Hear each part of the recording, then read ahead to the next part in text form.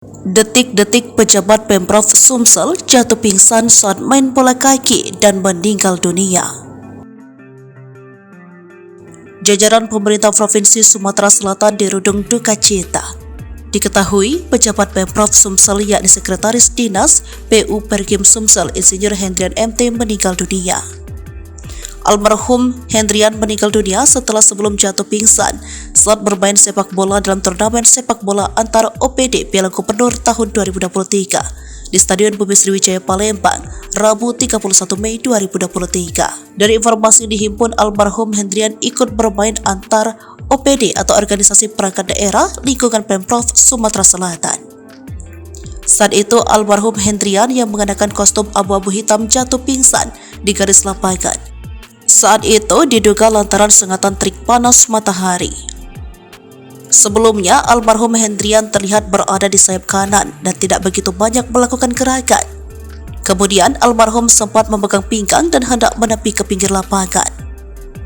Pas di garis pinggir lapangan, Hendrian ambruk terjatuh dengan posisi tangan kanan tertindih badannya.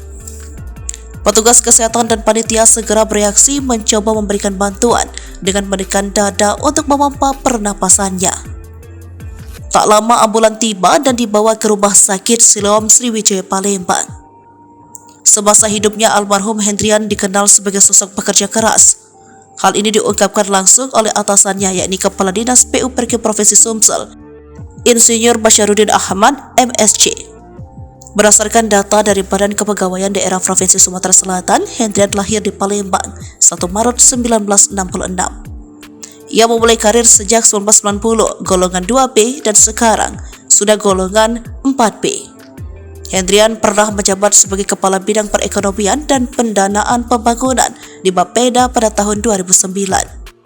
Kemudian pada tahun 2017 menjadi Kepala Bidang Infrastruktur dan Pengembangan Wilayah di Bapeda. Lalu pada tahun 2018 menjadi Sekretaris Bapeda. Pada tahun 2019 menjadi Kepala UPTD Pusat Informasi, Pengembangan Pemukiman dan Pembangunan, dan sejak tahun 2022 menjadi Sekretaris Dinas PU Perkim Provinsi Sumatera Selatan hingga kini.